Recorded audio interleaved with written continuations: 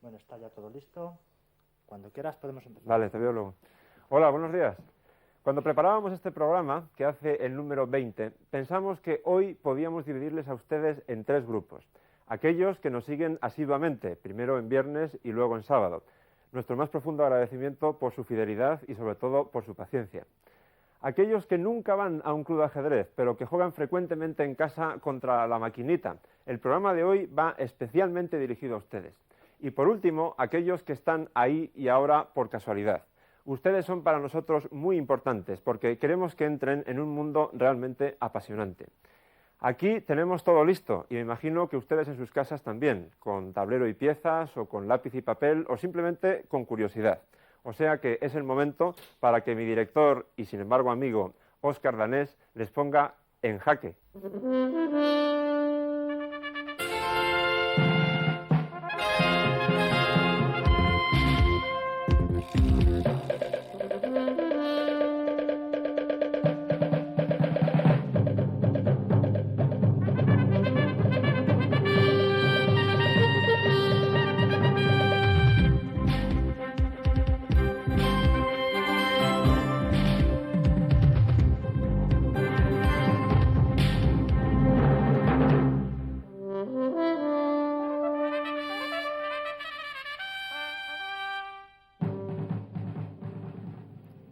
Hola, buenos días. Cada vez existen más personas que, bien por ausencia de tiempo, bien por falta de contrincante, deciden jugar solos al ajedrez. No es que lo hagan contra sí mismos, juegan contra máquinas especialmente programadas para ello.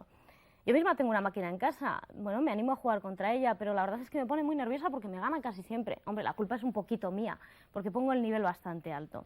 De todos estos temas vamos a hablar con Ángel Martín. Él es un maestro internacional de ajedrez y está muy acostumbrado a servirse de las computadoras de ajedrez. Ángel, buenos días. Hola, buenos días. Antes de entrar a hablar con él y para entrar en materia vamos a ver el vídeo que les hemos preparado.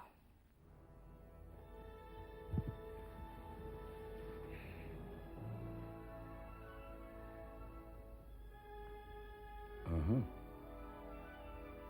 ¿Me quieres comer?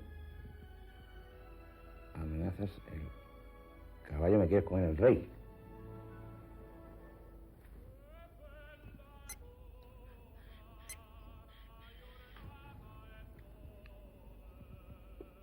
Movimiento ilegal. ¿Cómo que es ilegal el movimiento? A una máquina no se le puede engañar por métodos legales. Para las computadoras, igual que para las personas, aprender a mover las piezas correctamente es tan sencillo como sumar o restar. Lo difícil es jugar bien, todo un desafío para la ciencia informática que utiliza el ajedrez como un campo de investigación para el desarrollo de la inteligencia artificial. Pero el interés por crear un ingenio mecánico que juegue al ajedrez es muy anterior a la invención de la informática. Hace más de 200 años, en 1769, el húngaro von Kempelen dejó maravillada a la emperatriz María Teresa con la invención de un autómata bautizado como el turco. Los éxitos de Kempelen y su máquina fueron en aumento hasta que se descubrió el secreto. El autómata era dirigido por un hombre escondido en su interior. El primer ingenio ajedrecista sin trampas fue construido en 1912 por un español, Leonardo Torres Quevedo. Esta máquina, que hoy se intenta restaurar en la Universidad Politécnica de Madrid, ejecutaba perfectamente el mate de torre y rey contra rey gracias a un mecanismo eléctrico. Para conseguir que una máquina juegue al ajedrez hay un primer problema elemental a resolver, que es hacer que las reglas del ajedrez traducirlas a un lenguaje comprensible para la máquina. Una vez que hubiéramos traducido todas estas reglas, pues poniendo un generador aleatorio de jugadas, ya tendríamos un computador que juega al ajedrez, un programa que juega al ajedrez. Naturalmente daría mucha risa ver cómo jugaba, ¿no? Entonces a continuación hay que conseguir que juegue bien. Entonces este tema ya se podría enfocar desde 2 perspectivas diferentes. La primera sería que, dada que la potencia de las máquinas en el cálculo es muy superior a la de la mente humana, intentar que calcularan el máximo de jugadas posibles y a ser posible pues todas las jugadas hasta conseguir el fin de una partida de ajedrez, que es dar mate, ¿no? Pero este camino, pues realmente es imposible de llevar a la práctica y de hecho no se ha intentado de una manera seria, ¿no? El motivo es bastante fácil de comprender, ¿no? Para una persona que ha estudiado probabilidad más, pero de todos modos lo explico un poco deprisa. Las posibilidades que por término medio tiene un jugador, o sea, las jugadas que tiene a su disposición, pues podemos decir que están alrededor de 30, por ejemplo. Entonces, su adversario responde, otra vez tiene unas 30 posibilidades. Es decir, en una sola jugada ya habría 1000 posibilidades. Esto en 4 jugadas, simplificando, nos lleva a 1 billón de posibilidades, ¿no? 1 billón de posibilidades todavía es muy poco para la máquina. Quiere decir que calcularía fácilmente 4 jugadas, pero a nada que elevemos esto, por ejemplo, a 8 jugadas, 12 jugadas, ya las posibilidades se irían fuera de la potencia de la máquina. Entonces, hay el otro planteamiento. Hay que conseguir que la máquina piense de una manera, si no igual, al menos similar a cómo piensa el gran maestro, a cómo piensa el jugador de ajedrez cuando se enfrenta a una posición. ¿Cómo se hace esto? Pues bueno, evidentemente la forma de pensar de las máquinas es muy diferente a la de los humanos y hay que procurar reducir las reglas a cosas muy medibles, ¿no? muy mensurables, muy claras, ¿no? Entonces se estudian los factores que pueden influir en una posición, no de la misma manera que lo ve un jugador.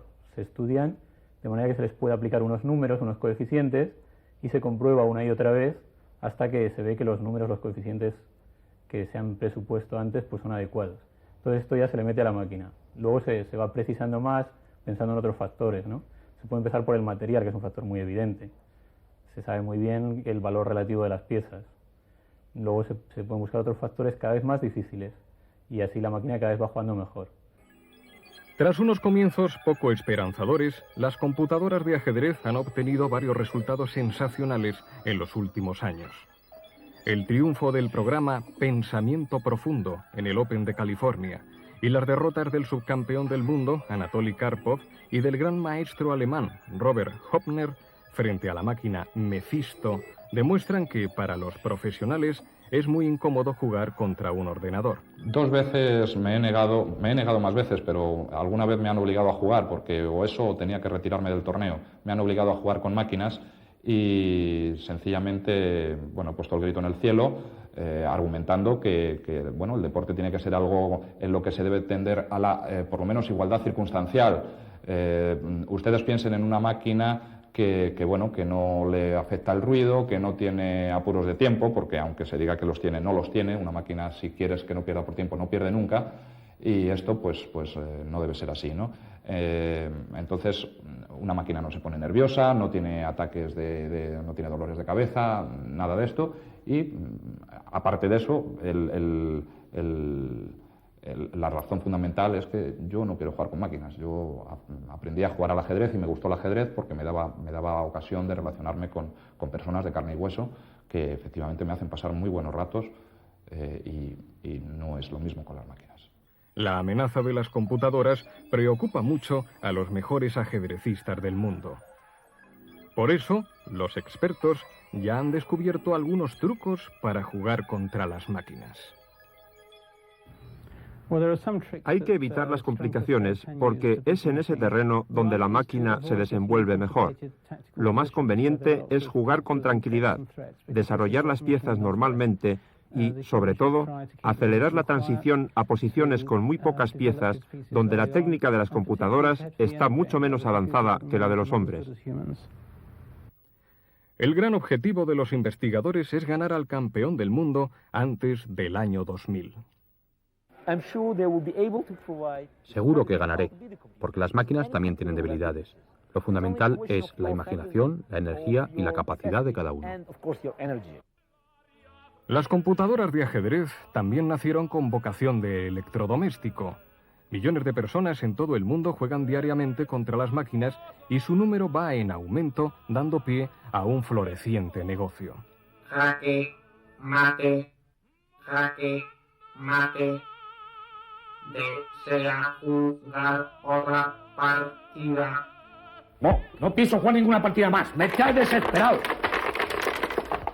Ángel Martín, yo en cuanto tengo una computadora delante, lo primero que me pregunto, digo, ¿esta máquina pensará y pensará hasta el punto de poder ganarme como lo está haciendo? Bueno, si la cuestión es si la máquina piensa, yo creo que no. Por lo menos pensar en el sentido que nosotros entendemos, ¿no? La máquina calcula, analiza situaciones y valora incluso posiciones, pero no es pensar eso. Hay dos aspectos ahora absolutamente aprovechables de las computadoras de ajedrez. Por un lado, como útil, como ayuda en el trabajo de los grandes maestros, de los maestros internacionales, de los que disputan torneos.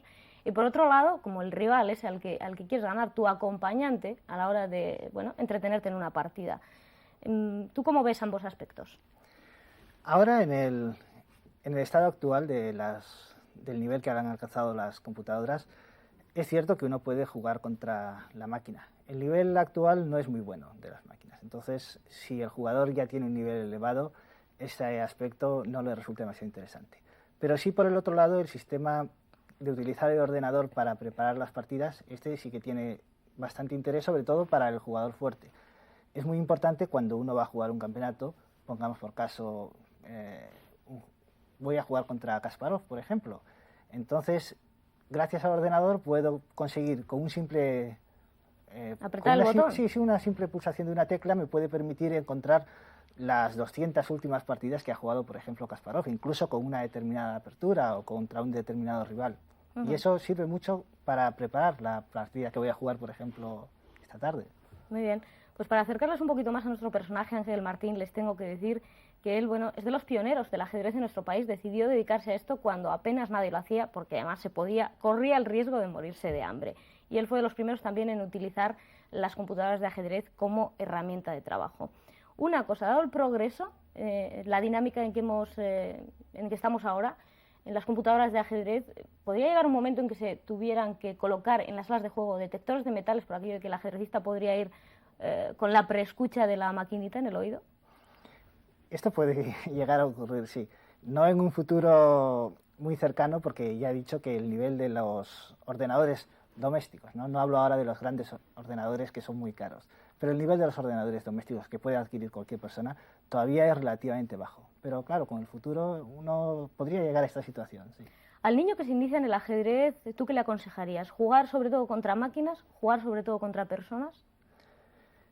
Sobre todo probablemente contra personas, pero si es también como ayuda para encontrar en un momento dado un rival que no está disponible, entonces también es interesante jugar contra la máquina. Lo que no aconsejo es jugar únicamente contra la máquina, porque los vicios o defectos que tiene la máquina, y que los tiene bastantes, entonces se le pueden contagiar a uno.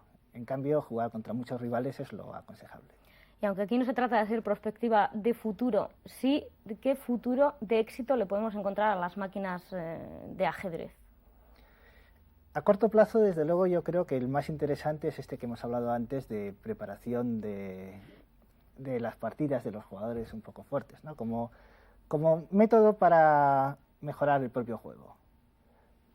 El sistema este de buscar un rival en la máquina tal vez también es interesante, pero a un nivel quizá un poco más bajo. Pues es bueno que hayas encontrado a las máquinas de ajedrez como ayudas en tu trabajo, que tengas éxito en el campo internacional en que te mueves y en los próximos torneos que vas a celebrar. Gracias, Ángel Martín, por estar con nosotros. Vale.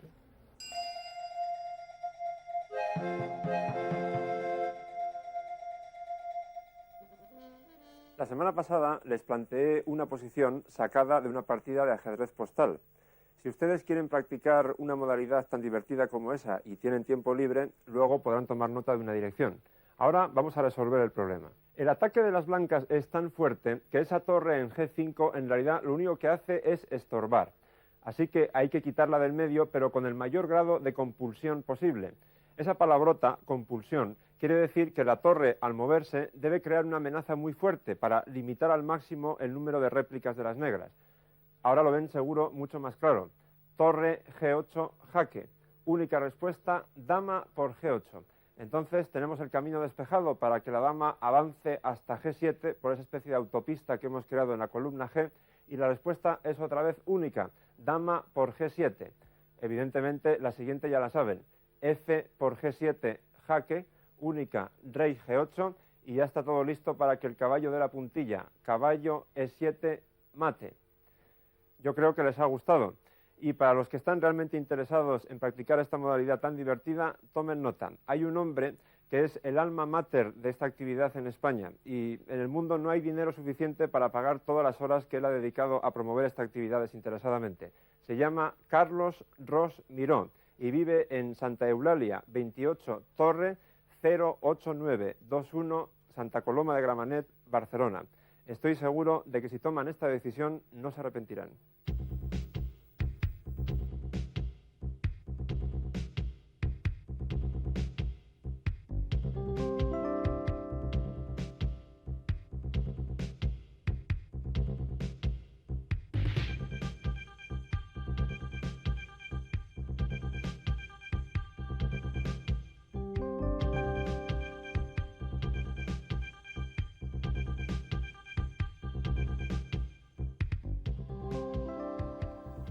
Evidentemente no es suficiente con tener una visión a largo plazo de tu propia posición y de las posibles jugadas de tu contrincante. Además hay que ser muy valiente para sacrificar tantas piezas.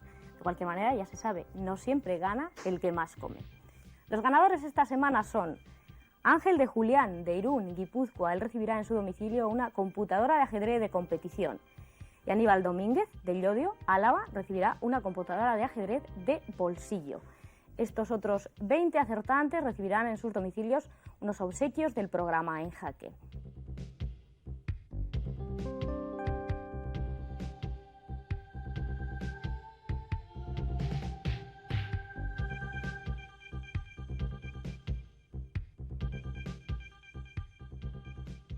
Felicidades a todos, les animamos a que sigan escribiendo al programa, tienen que entrar en sorteo la próxima semana, recuérdenlo. Y bueno, si reciben una computadora de ajedrez, no se pongan tan nerviosos como lo ha hecho el protagonista de nuestro reportaje de hoy. Dicen que todos los genios son muy despistados. De hecho, el ajedrez está lleno de despistados. Por ejemplo, el soviético David Bronstein, que estuvo a punto de ser campeón del mundo, llegó un día a la sala de juego, tenía la iniciativa de las piezas blancas, saludó a su rival, se sentó, llenó las planillas, llegó el árbitro, puso el reloj en marcha y tardó 40 minutos en hacer la primera jugada. Cuando acabó la partida, su rival le dijo con mucho respeto, por favor, maestro Bronstein, ¿le importaría explicarme por qué ha tardado 40 minutos en hacer lo que hace siempre? Y Bronstein, que siempre ha sido muy simpático, le dijo, no tiene importancia, es que estaba intentando acordarme dónde había puesto las llaves de mi casa y sin resolver ese problema no podía jugar. La posición que he seleccionado para esta semana tiene un factor importante. La posición de las negras parece realmente muy fuerte. Las negras, de hecho, deben ganar. Pero, ojo, porque las blancas pueden liberarse empezando, por ejemplo, por H4, seguido de torre H3. Por lo tanto, el factor importante es esa torre encerrada. Las negras deben ganar con una mezcla de elegancia y violencia. La pista es, por supuesto, esa torre encerrada en H2. ¿Qué tiene que ver la historia de las llaves o cuál es su relación con esta posición que les he enseñado? Absolutamente ninguna, pero ¿a qué se han divertido? Para eso estamos aquí.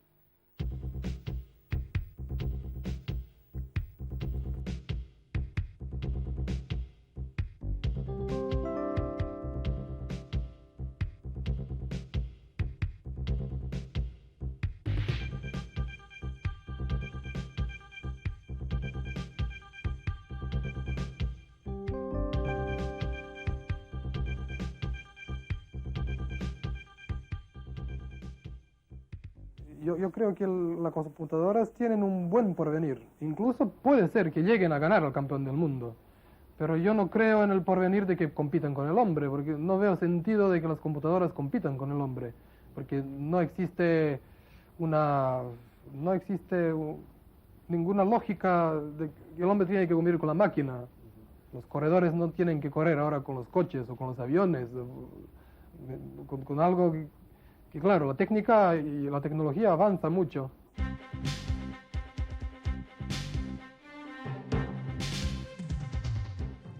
Como dice Liboyevich, la diferencia actual entre Kasparov y la mejor computadora es todavía muy grande. Tan grande como la que hay entre cualquiera de nosotros y Kasparov. Pero eso no evita que podamos hacerle sufrir en un momento dado, por ejemplo en la partida que tenemos blancas contra él. Sin embargo, en esta otra, en la que tenemos las piezas negras, lo que ocurre es lo contrario. Los sufridores somos nosotros. De momento había que parar el ataque de las blancas y ustedes han votado por F5. ante lo cual vimos que Kasparov podía tener dos grandes ideas, o bien tomar al paso, o bien preparar un sacrificio en F5, un sacrificio de pieza. Vamos a ver la jugada que nos ha enviado, en este caso desde Nueva York, donde termina su gira americana. En la partida con blancas llega la hora de una gran decisión. Tenía la opción y he decidido sacrificar una pieza. El alfil toma en F5. Es como una réplica a vuestro sacrificio en la partida que juego con negras, así que alfil toma en F5. Pues ya lo han oído, quiere vengarse y opta por sacrificar directamente en F5 con el alfil. En una situación así, creo que hay dos posibles actitudes. Una es la de Víctor Korchnoi, 2 veces subcampeón del mundo, que solía decir aquello de cuando me entregan una pieza, primero me la como y luego pienso. Y la otra es, por ejemplo, la de Anatoly Karpov, que primero estudia todas las posibilidades y luego decide si acepta el sacrificio o no. En este caso, me temo que solo podemos parecernos a Korchnoi, porque otras jugadas distintas a tomar el alfil, por ejemplo, caballo F8, no parecen arreglar nada. Quiero decir que ahora el alfil podría volver a tomar en G6, es decir, mantener la idea del sacrificio, o bien retirarse. Sin embargo, si tomamos el alfil, hombre, es evidente que un campeón del mundo no sacrifica una pieza a cambio de nada. Algo habrá visto y seguramente vamos a sufrir un ataque muy fuerte. Pero es que por un lado no veo nada mejor. Ahora las blancas pueden tomar directamente o pueden jugar caballo D6 con un triple ataque. Sin embargo, no olviden que aunque nuestro flanco de dama está aún sin desarrollar, las piezas de Kasparov en ese mismo flanco, el alfil y la torre, tampoco están jugando. Así que la situación todavía no es desesperada. Por favor, mantenga la calma.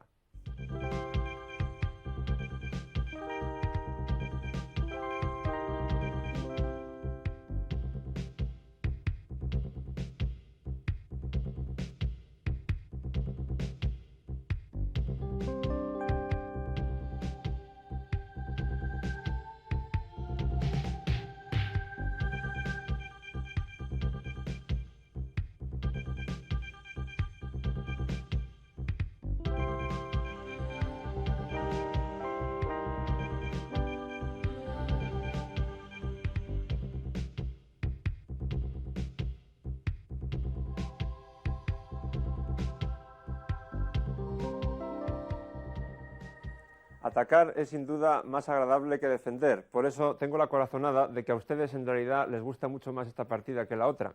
Esta semana han votado por dama H5, incrementando la presión sobre F7. Y aquí veíamos que ante respuestas normales de Kasparov obteníamos una posición estupenda. Ahora vamos a ver lo que el campeón del mundo se ha sacado de la manga desde Nueva York.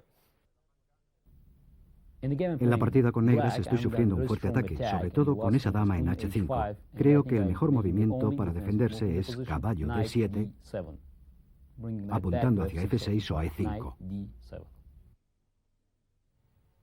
Como suponíamos, una jugada muy rebuscada, pero aparentemente muy eficaz. Caballo D7 apunta hacia F6 con un ataque simultáneo al alfil y a la dama, y también a E5, una casilla excelente que además podría apuntalarse con F6. Cuando vi esta posición por primera vez, lo primero que se me ocurrió fue torre D1, con una idea muy sencilla. Si caballo E5, tomamos con el alfil, y contra D por E5 disponemos de varios jaques a la descubierta con este alfil. El problema está en que ninguno de esos jaques parece satisfactorio y, por el contrario, lo que hemos conseguido es abrir la diagonal del alfil y la horizontal de aquella torre. Mírenlo bien, porque cuando uno tiene al rey enemigo en una columna abierta y puede darle diversos jaques, pues merece la pena analizar con cuidado. Igual yo no he visto la idea brillante. Pero, en fin, entonces mire otras cosas. Por ejemplo, ¿qué ocurre si tomamos este peón? Bien sea con la dama, en cuyo caso hay que analizar tanto caballo E5, proponiendo el cambio de damas, como caballo B6, que además amenaza cambiar este alfil, o bien tomarlo con el alfil. En este segundo caso, la jugada quizá más crítica sería caballo F6, que nos obliga a tomar ese caballo con este alfil, porque el alfil es atacado por la dama. Así, después de ver todo esto, me hice una pregunta, que igual es el tema al que más tiempo deben dedicar ustedes este fin de semana en esta partida. ¿Es quizá el momento de realizar la jugada que no nos atrevíamos a realizar nunca, es decir, F6? Recuerden que nunca nos gustaba porque cedía esta casilla a este alfil, que de momento está taponado y además un poco torcido. La respuesta lógica sería jugar G6. Entonces movemos la dama, por ejemplo, a H4, y aquí una cosa muy importante en ajedrez es tener siempre un plan, y aquí tenemos un plan. Por ejemplo, contra caballo E5, que sería la jugada lógica, el plan podría ser colocar las dos torres en las columnas centrales y entonces avanzar este peón a C4, amenazando la ruptura C5, que abriría una columna en el flanco de dama o bien minaría el soporte de ese caballo. Como ustedes pueden ver, hay muchísimas ideas. Todas ellas exigen mucho trabajo, porque claro, ganar al campeón del mundo no puede ser una tarea fácil, pero ya saben, quien algo quiere, algo le cuesta.